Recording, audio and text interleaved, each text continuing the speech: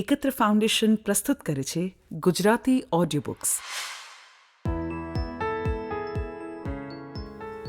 એકત્ર ફાઉન્ડેશન પ્રસ્તુત ગુજરાતી પ્રવાસ સાહિત્ય સંપદામાં રસિક ઝવેરી દ્વારા 1969માં લિખિત અલગારી રખડપટ્ટી વિશેષ અનુભવો તે વિશેની આજે હું વાત કરવા માગું છું. તેમાં વિશેષ અનુભવોમાં લંડનના મુખ્ય માર્ગો અને લંડનની ખરીદી તે વિશેના તેમના અનુભવો વિશે હું કૌરેશ વછરાજાની આપને પઠન કરી રજૂઆત કરું છું. 1 મહિનો પગપાળા રખડપટ્ટીમાં કાઢ્યો તે દરમિયાન તો હું લંડનના મુખ્ય માર્ગોથી ઠીક પાવરધો થઈ ગયો. ઘણીવાર આનંદ સાથે સવારે કારમાં જવાના બદલે બપોરે 12 વાગ્યે ઘરે લંચ પતાવી નિરાતે નીકળું. ટ્યુબ અંડરગ્રાઉન્ડ રેલવેમાં લંડન જાઉં. નોર્ધન લાઇનમાં હાઈબારનેટ આખરી સ્ટેશન. ગાડી ત્યાંથી જ ઉપડે એટલે બેસવાની જગ્યા આરામથી મળી જાય. પણ જો સવારે 9:30 પહેલાં કે સાંજે 4 થી 6ની વચ્ચે મુસાફરી કરો તો ગિરદીનો પાર નહીં. આપણી લોકલ ગાડીઓ જેવી જ ભીડ અને ભીસામભીસ, અને ટ્રેનમાં એક જ ક્લાસ. ત્યાં સામાન્ય રીતે બેઠેલો પુરુષ ઊભો થઈને પોતાની જગ્યા સ્ત્રીઓ માટે ખાલી કરી આપતો નથી, અને હકડેઠઠ ગિરદીમાંય કોઈ સ્ત્રી દાક્ષિણ્ય દેખાડતું નથી. પશ્ચિમના દેશો વિશેનો આ આપણો એક પ્રચલિત ભ્રમ છે. વહેલી સવારે ઓફિસ જતા કે સાંજે પાછા વળતા રશ અવરમાં તમે ધક્કામુક્કી કરીને જ ડબ્બામાં પ્રવેશી શકો યા તમારી જાતને બહાર ફેંકી શકો. હા, ત્યાં એક વાત છે. આખી ટ્રેનના બધા ડબ્બા આપોઆપ ઓટોમેટિકલી બંધ થાય પછી જ ગાડી ચાલી શકે એવી વીજળી કરામત. એટલે અહીંની જેમ ફૂટબોર્ડ પર લટકતા મુસાફરીની ખતરનાક સહેલ કરવાનું શક્ય નથી. સ્મોકિંગ કમ્પાર્ટમેન્ટમાં સિગરેટના ઠૂંઠા, માચિસના ખાલી ખોખા, ચોકલેટના રેપર, છાપા વગેરે ઠેર ઠેર વેરાયેલા પડ્યા હોય. પણ જેવો લંડનનો પોલીસ એવી જ લંડનની ટ્યુબ ગાડી બેનમૂન છે. ત્યાં જો તમે ઠેર ઠેર ટાંગેલા પાટિયા પરના લખાણો બરાબર વાંચી અને અનુસરો તો કદી ભૂલા ન પડી શકો. એટલી બધી ચોકસાઈની વ્યવસ્થા છે. અને વગર ટિકિટે મુસાફરી ન કરી શકો એવી અંકુશવાળી ટિકિટ તપાસની પદ્ધતિ છે. લંડન નભે છે મુખ્યત્વે ટુરિસ્ટો પર, અને ટુરિસ્ટો એટલે અજાણ્યા લોકો. રાહબરો માટે માથાનો દુખાવો, છતાં રેલવેનો સ્ટાફ ખૂબ વિનયી, સહનશીલ અને ચાલાક. ધીરજથી તમારી મુશ્કેલીઓ સાંભળે, સમજે અને એનો તોડ લાવી આપે. તમે પુરુષ હો તો લંડનમાં કોઈ બાઈ તમને ડાર્લિંગ કહે એથી ફૂલાઈ ન જતા. સ્ત્રી હો અને કોઈ તમને ડાર્લિંગ કહે તો છેડાઈ ન પડતા. અને તમારી ઈચ્છા કોઈને ડાર્લિંગ કહેવાની થાય તો સંકોચ ન રાખતા બેધડક કહેજો. હું બારનેટના ઘરેથી યા લંડનમાં બસમાં જાઉં ત્યારે બસના સ્ત્રી યા પુરુષ કંડક્ટરો ટિકિટ આપી હંમેશા કહે, ઠાલું. ભાનુને પૂછ્યું, આ ઠાલું શું છે? તો કહે, ઠાલું નહીં પણ ઠાલું. ઠા એટલે થેન્ક યુ અને લુ એટલે લવ નું ટૂંકું ટચ એટલે ઠાલું. વાતમાં થેન્ક યુ તો આપણે સૌને આપણા કટ્ટા વેરીને કહેવું જ પડે. મુંબઈ આવ્યા પછી આ ટેવ થોડો વખત ચાલુ રહેલી. બસમાં બેસું ત્યારે કંડક્ટર પાસે ટિકિટ માગતા પ્લીઝ અને એ ટિકિટ આપે ત્યારે થેન્ક યુ કહેતો. એકવાર એક ભલો કંડક્ટર બિચારો મૂંઝાઈને મને કહે, નો સર, નો. એની મતલબ તો ડોન્ટ મેન્શન કે એવું જ કંઈક કહેવાની હતી. એ પછી મારી એ ટેવ છૂટી ગઈ છે. લંડનમાં સેલ્ફ સર્વિસની સંખ્યાબંધ કેન્ટીનો છે. એક ટ્રેમાં છરી, ચમચા, કાંટા, પ્લેટ વગેરે તમારે જાતે લઈ લેવાનું અને પછી જુદા જુદા કાઉન્ટરો પરથી ખાવાની મનપસંદ ચીજો, ચા, કોફી વગેરે માગી લેવાનું. ઘણા મોટા ડિપાર્ટમેન્ટલ સ્ટોર્સમાં ગ્રાહકોની સગવડ માટે આવી કેન્ટીનો હોય છે. પહેલીવાર હું વુલવર્થમાં પ્રખ્યાત સ્ટોરની કેન્ટીનમાં ગયો અને ટ્રે ભરીને સીધો ટેબલ પર બેસી ગયો. અડધું ખાધા પછી મેં જોયું તો સૌ ટ્રે ભરીને પૈસા આપવાના કાઉન્ટર પર પૈસા ચૂકવીને પછી જ ટેબલ પર ખાવા બેસતા હતા. મને ખૂબ ભોઠપ લાગી. ખાવાનું જેમ તેમ પૂરું કરી હું પૈસા ચૂકવવાના કેશ કાઉન્ટર પર ગયો. કેશ પર બેઠેલી બાઈ મને કહે, can I help you sir? મેં કહ્યું, યસ પ્લીઝ. મને અહીંની રીત રસમની સમજ નહીં એટલે મેં તો પૈસા ચૂકવ્યા વિના જ ખાઈ લીધું. મને એમ કે ખાધા પછી ટેબલ પર કોઈ બિલ આવશે. મારી મોટી ભૂલ થઈ. હવે શું થાય? પેલી કંઈ ફિકર નહીં, હવે ચૂકવો. મેં કહ્યું, કેટલા પૈસા થયા એની મને કેમ ખબર પડે? તું મારી સાથે ચાલ, મેં શું શું ખાધું એ તને બતાવું. એણે મારી સાથે દરેક કાઉન્ટર પર આવી હિસાબ કરી પૈસા લીધા. ઉપરથી કહે, થેન્ક યુ ડાર્લિંગ. નવા સ્ટોરમાં ફરી પૈસાની સગવડ પ્રમાણે હું નાની ખરીદી કરતો હતો. ખાસ તો નાના અજોય માટે રમકડા ને એવું લેતો. સ્ટર્લિંગની સગવડ ખૂબ મર્યાદિત. ભાનુ આનંદની કમાણી પણ એ વખતે ખૂબ મોટી નહીં. એમનો બટુકડો સંસાર મોજથી નભે એટલી સાધારણ. વર્ષે દિવસે 200-400 પાઉન્ડ બચે તે જુદા જુદા દેશ જોવામાં ખર્ચી નાખે. હું પહોંચ્યો એ પહેલાં જ સ્કેન્ડિનેવિયા ફરી આવેલા. એક દિવસ અચાનક જ ભાનુને એ જ્યાં કામ કરતી હતી એ કંપની તરફથી 100 પાઉન્ડનું બોનસ મળ્યું. 100 પાઉન્ડનો ચેક મારા હાથમાં મૂકીને એ કહે, ભાઈ, આ પૈસા અણધાર્યા આવ્યા છે, જાણે તમારા માટે જ આવ્યા હોય એમ. તમને મન ફાવે એમ એ રકમ વાપરજો, સંકોચ ન રાખશો. ઘર ઉપયોગી સારી ચીજો અહીં પુષ્કળ મળે છે. ફરતા ખરીદી પતાવતા રહેજો. પછી જવાના ટાઈમે ઉતાવળમાં મનપસંદ ખરીદી સ્વસ્થતાથી નહીં થાય. આમ એકાએક સ્ટર્લિંગની છૂટ થઈ એટલે મારું મન કંઈક હળવું થયું. કુટુંબના નાના મોટા સૌ માટે શું લેવું એની યાદી અમે બનાવવા માંડી. ખરીદી જેવું આનંદદાયક કામ ખાસ કરીને લંડન જેવા શહેરમાં બીજું એકેય નથી. પછી તો રીતસરની ખરીદી મેં શરૂ કરી દીધી. મારે બ્રેસિયર્સ ખરીદવા હતા. ભાનુ કહે, ભાઈ, તમે પીટર રોબિન્સનના સ્ટોરમાં જજો. સ્ત્રીઓ માટેની ચીજોની એક ખાસ દુકાન છે, ત્યાં ઉમદા વસ્તુઓ મળશે. હું ઉપડ્યો પીટર રોબિન્સનમાં. આખા સ્ટોરમાં હું જ એક બાવળના ઠૂઠા જેવો પુરુષ, બાકી બધી સ્ત્રીઓ જ હતી. કાઉન્ટર પર આધેડ વયની એક ખુશમિજાજ બાઈ ઊભી હતી. મને પૂછે, can I help you darling? મેં કહ્યું, thank you very much indeed, મારે બ્રેસિયર્સ લેવા છે. એ હસીને કહે, I hope you know the correct size. મેં એને વિગત સમજાવી. પેલીએ તો કાઉન્ટર પર ઢગલો કરી દીધો. પછી પૂછ્યું, what style would you like it to be? મતલબ કે કેવી ફેશનમાં જોઈએ છે? એ કહે, would you like to have a demonstration? પહેર્યા પછી કેવા લાગશે એ તમારે જોવું છે. હું તો ખરેખર ગભરાયો. મને થયું, આ બાઈ શું કરશે? પહેરીને બતાવશે? હજી તો મેં કિંમત પણ પૂછી નહોતી. મને મજાક કરવાનું મન થયું. પૂછ્યું, do we have the pleasure of a demonstration also? મોં મલકાવીને એ કહે, no darling, not the way you mean it.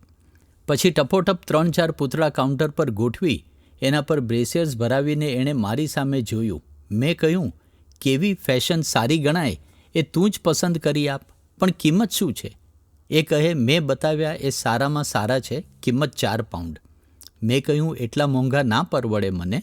મારી ગુંજાયશ 1 પાઉન્ડ સુધીની છે. એણે એ પ્રમાણેનો માલ કાઢ્યો અને ખરીદી તો પતી. મારે મારી દીકરી કિન્નરી માટે એક કોટ ખરીદવો હતો. ત્યાં હેંગર પર લટકતો એક કોટ મને ગમ્યો. કિંમત વધુ નહોતી. મૂંઝવણ એટલી હતી કે એ કોટ કિન્નરીને બરાબર આવી રહેશે કે નહીં. દુકાનમાં એક ગ્રાહક છોકરી ખરીદી કરી રહી હતી. બરાબર કિન્નરી જેવડી જ લાગે. મેં પેલી બાઈને કહ્યું, પ્લીઝ તમે પેલી છોકરીને અહીં બોલાવીને આ કોટ પહેરી જોવા કહેશો? મારી દીકરી એવડી જ છે. એ કહે, એ તો મોટા લોર્ડની દીકરી છે. અમારું સારામાં સારું ઘરાક છે. મારાથી એને એમ ન બોલાવાય. તમે કહી જુઓ. મેં એ છોકરી પાસે જઈને કહ્યું, excuse me darling, will you please help me? મારી દીકરી માટે એક કોટ લેવો છે. એને ફિટ ના થાય તો મારી મહેનત એળે જાય. તું કોટ પહેરીને બતાવે તો મને ખરી સમજ પડે. એ તારા જેવડી છે. એ હસીને કહે, ઓ શ્યોર, એમાં શું મોટી વાત છે, ચાલો.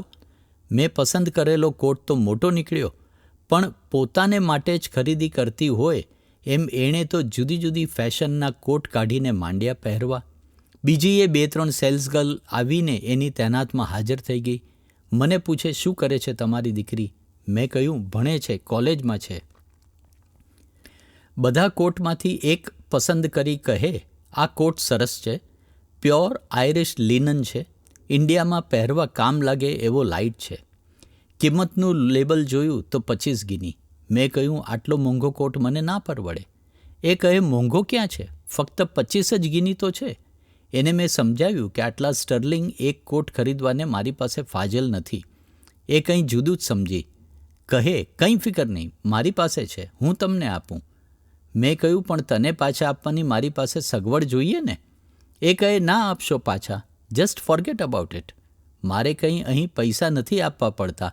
મારું તો અહીં ખાતું ચાલે છે અને બિલ મારા ફાધર ચૂકવશે. મારા તરફથી તમારી દીકરીને પ્રેઝન્ટ સમજજો.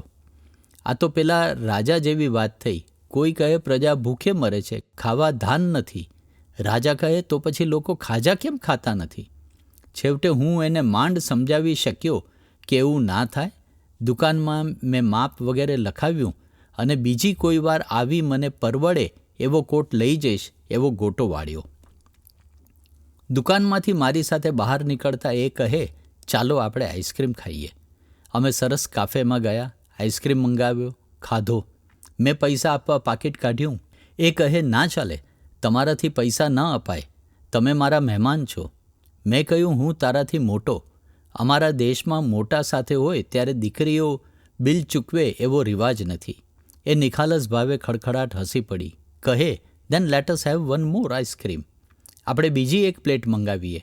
એકના પૈસા તમે આપો, એકના મને આપવા દો પ્લીઝ. એટલે સાટું વળી રહે, આપણા બેઉની વાત રહે.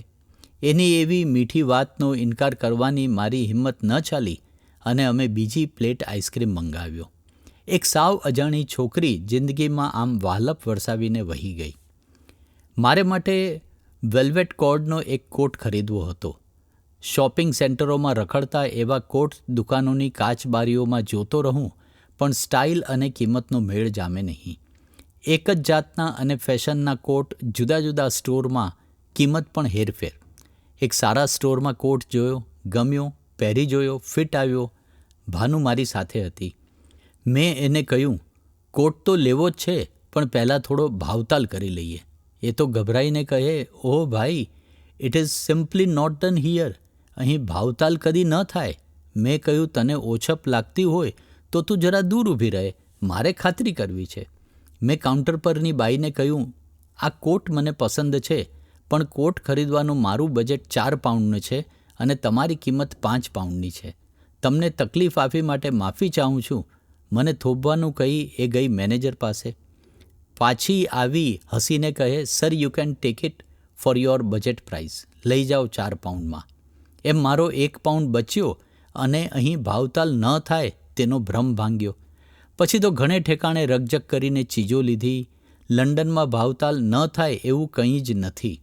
પરવડે ત્યાં સુધી ગ્રાહકોનું મન સાચવવાનું વેપારી માનસ બધે જ સરખું.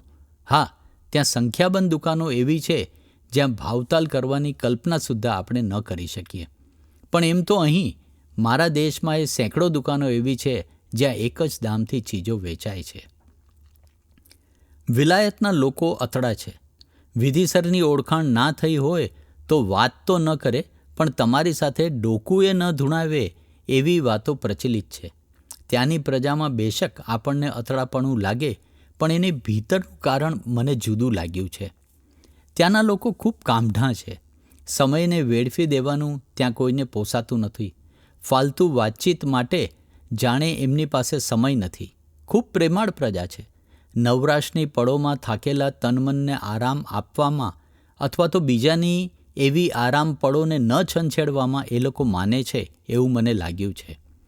ત્યાં તમે નવરા હો તો કોઈની ઓફિસમાં માત્ર ગપ્પા મારવા કે ખબર અંતર પૂછવા જઈ ન શકો.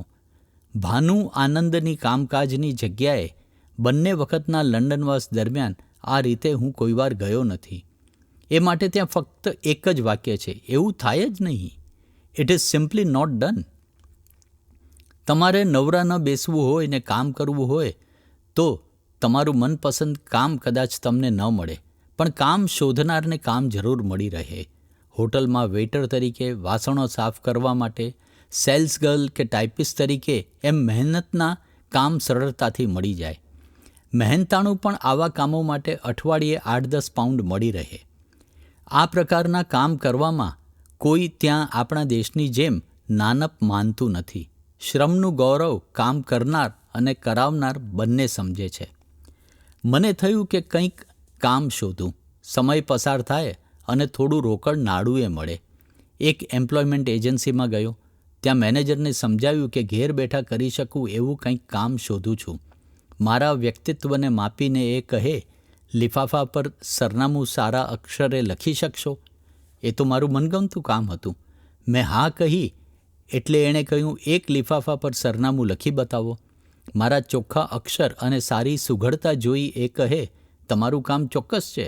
અમે એક લિફાફા દીઠ એક પેન્સ આપીશું. મેં ગણતરી કરી કે 3-4 કલાકમાં 500 સરનામું તો આસાનીથી લખી શકાય. એટલે દિવસના 2 પાઉન્ડનું કામ સરળતાથી થઈ શકે.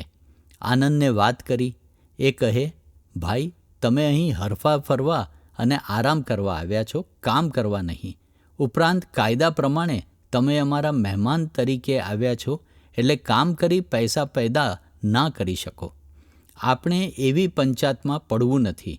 આમ કામ કરવાની વાત બંધ રહી અને અલગારી રખડપટ્ટી એ જ મારો આશરો રહ્યો. 18મી સદીથી લઈને આજ સુધીના ગુજરાતી સાહિત્યમાં રચાયેલા ઉત્તમ પુસ્તકોનું કલેક્શન ફ્રી ઓનલાઈન લાઇબ્રેરી પર સબસ્ક્રાઇબ કરવા માટે લોગિન કરો www.ekatrafoundation.org. આ સાહિત્યની ઓડિયો સ્ટોરીઝ સાંભળવા માટે લોગિન કરો અમારી સ્પોટિફાય કે યુટ્યુબ ચેનલ પર @ગુજરાતી ઓડિયો બુક્સ.